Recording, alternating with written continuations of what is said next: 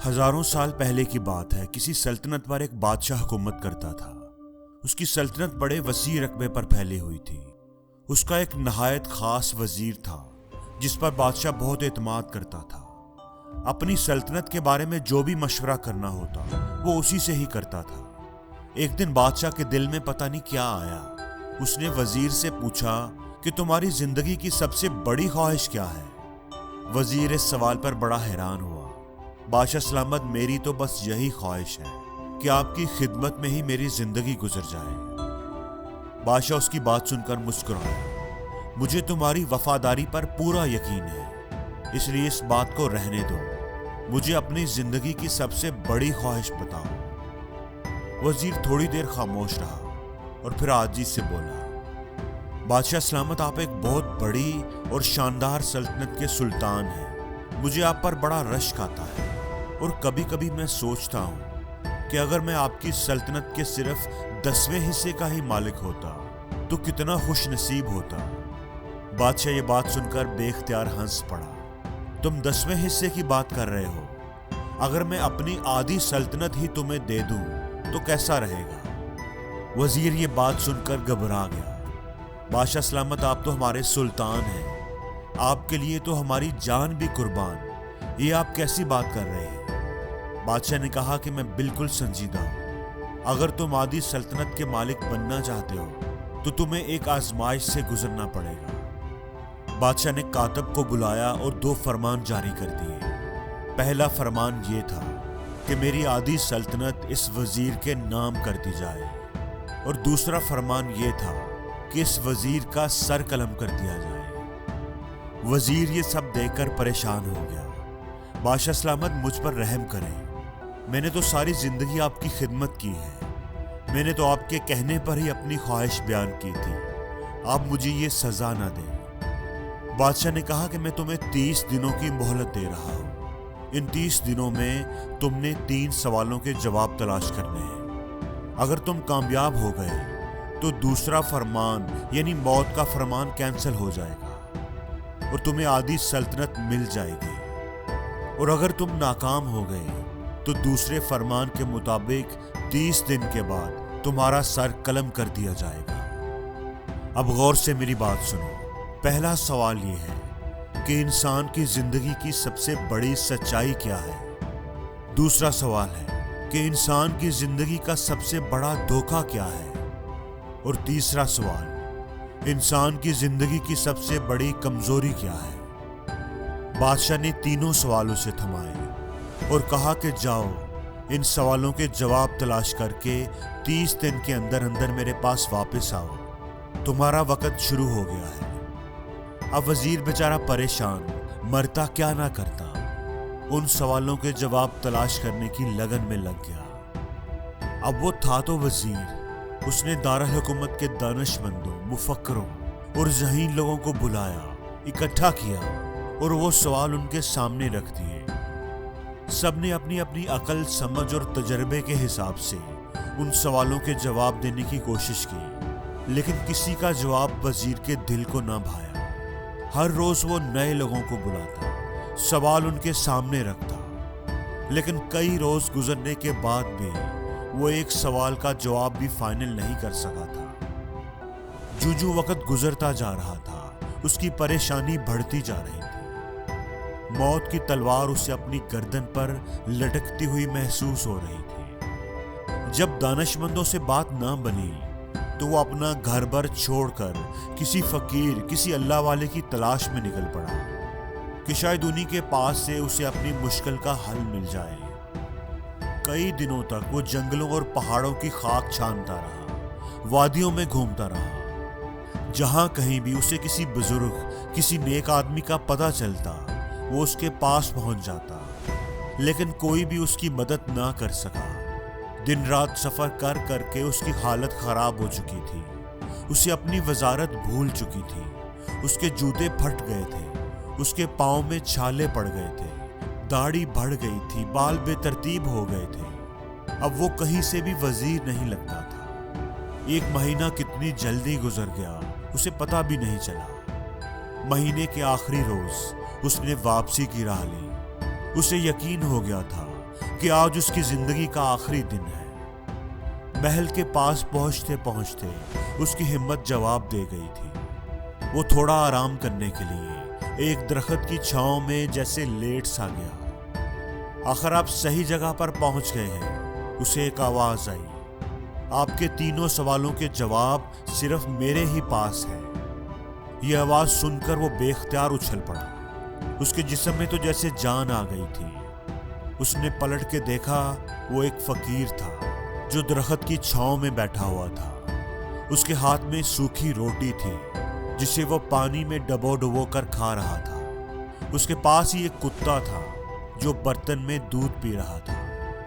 تمہیں کیسے پتا چلا کہ میں سوالوں کے جواب ڈھونڈ رہا ہوں؟ کون ہو تم؟ وزیر نے پوچھا۔ وہ فقیر مسکرایا۔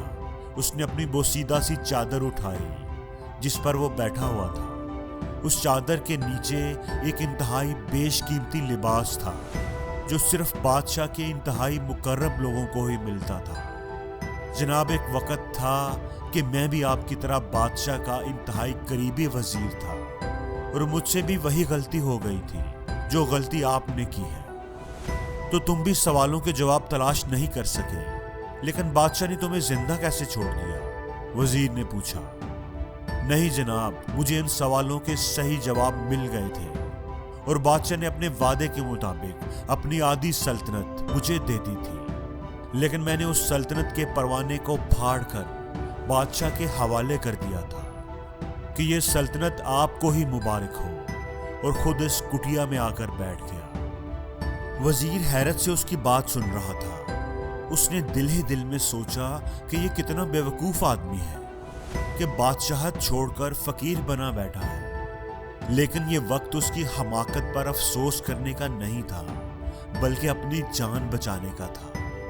وہ اس فقیر کے قدموں میں گر کر گڑ گڑانے لگا، مہربانی کر کے میری زندگی بچا لو، مجھے ان سوالوں کے جواب دے دو۔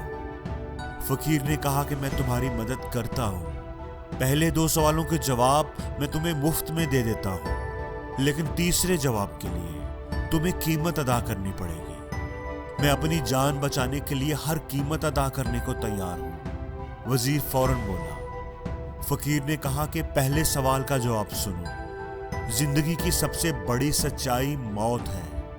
ہر کسی کو اس کا سامنا کرنا ہی پڑتا ہے، کوئی چاہے کتنا بھی طاقتور، امیر یا اثر و رسوخ والا کیوں نہ ہو، وہ اس سچائی سے نہیں بچ سکتا۔ اور دوسرے سوال کا جواب یہ ہے کہ انسان کی زندگی کا سب سے بڑا دھوکہ زندگی ہے۔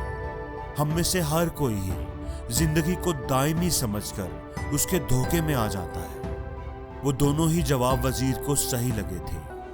فقیر کی باتوں میں سچائی تھی، ان کو جھٹلایا نہیں جا سکتا تھا۔ اچھا، تو تیسرے سوال کے لیے تمہاری کیا شرط ہے؟ وزیر نے آہستہ آواز میں پوچھا۔ فقیر نے مسکراتے ہوئے کتے کے سامنے سے دودھ کا برتن اٹھایا اور وزیر کے سامنے رکھ دیا۔ تیسرے سوال کا جواب حاصل کرنے کے لیے تمہیں کتے کا بچا ہوا یہ دودھ پینا پڑے گا۔ وزیر کے ماتھے پر پسینہ آ گیا۔ اسے اس بات کی توقع نہیں تھی۔ کتے کا بچا ہوا دودھ بھلا کوئی کیسے پی سکتا ہے؟ اس نے نفرت سے دودھ کی طرف دیکھا اور پیچھے ہٹ گیا۔ فقیر اس کی حالت دیکھ کر مسکرانے لگا۔ تمہارے پاس اب 2 ہی راستے ہیں۔ وہ سامنے محل کا دروازہ تمہاری موت کا دروازہ ہے۔ جاؤ اور شاہی جلاد تمہارا سر تن سے جدا کر دے گا، لیکن اگر تم ابھی جینا چاہتے ہو اور آدھی سلطنت کے مالک بھی بننا چاہتے ہو تو پھر تمہیں یہ دودھ پینا ہی پڑے گا۔ فیصلہ اب تمہارے ہاتھ میں ہے۔ وزیر سوچ میں پڑ گیا۔ ایک طرف اس کی جان اور آدھی سلطنت تھی، اور دوسری طرف عزت نفس کی قربانی تھی، کتے کا بچا ہوا دودھ تھا۔ دونوں ہی کام بڑے مشکل تھے۔ کتنی ہی دیر وہ سوچتا رہا، آخر جان اور مال جیت گیا اور عزت نفس ہار گئی۔ اس نے وہ دودھ کا پیالہ اٹھایا اور آنکھیں بند کر کے منہ سے لگا لیا۔ ایک ہی سانس میں وہ سارا دودھ پی گیا۔ اب مجھے میرے سوال کا جواب بتاؤ۔ فقیر نے اس کی حالت دیکھ کر ایک کہکہا لگایا اور بولا، تمہارے اس عمل میں ہی تمہارے سوال کا جواب ہے۔ انسان کی سب سے بڑی کمزوری اس کی غرض ہے۔ اپنی غرض، اپنے مطلب کے لیے وہ کچھ بھی کر سکتا ہے، کتے کا بچا ہوا دودھ بھی پی سکتا ہے۔ اور یہی وہ سچ ہے جس نے مجھے سلطنت کا پروانہ پھاڑ کر اس کٹیا میں بیٹھنے پر مجبور کر دیا۔ میں جان گیا تھا کہ جو میں موت کو فراموش کرتا جاؤں گا اور زندگی کے دھوکے میں آتا جاؤں گا، اتنا ہی میں غرض کی دلدل میں دھنستا چلا جاؤں گا، اور مجھے روز اس دلدل میں سانس لینے کے لیے غرض کا غلیظ دودھ پینا پڑے گا۔ تم بھی اگر زندگی کی ان تلخ حقیقتوں کو جان لو گے تو تمہاری زندگی بھی اچھی گزرے گی۔ وزیر شرمندگی کی حالت میں فقیر کی کٹیا سے باہر نکل آیا اور بادشاہ کے محل کی طرف چل پڑا۔ فقیر کی باتیں اس کے ذہن میں گھوم رہی تھیں۔ اپنی عزت نفس کی قربانی دے کر اسے اپنے گھٹیا پن کا احساس ہو رہا تھا۔ اسے لگتا تھا کہ اس نے کوئی بہت بڑا جرم کیا ہے۔ اسے اپنی ذات سے نفرت محسوس ہو رہی تھی۔ دوستو، اس کہانی سے ہمیں ایک بہت بڑا سبق ملتا ہے۔ ہمیں زندگی کے ان بنیادی سوالوں پر ضرور غور کرنا چاہیے کہ ہم لوگ کہیں زندگی کے دھوکے میں آ کر غرض کے پیچھے تو نہیں بھاگ رہے، ہم کہیں اپنی موت کو فراموش تو نہیں کر بیٹھے، ہم کہیں اس کہانی کے وزیر تو نہیں بن گئے جو اپنی خواہشات کی دلدل میں دھنس کر غرض کا غلیظ پیالہ پینے پر مجبور ہے۔ اور زندگی میں ہر روز کچھ نیا سیکھو، نیا سوچو، نیا کرو، لرن کرو۔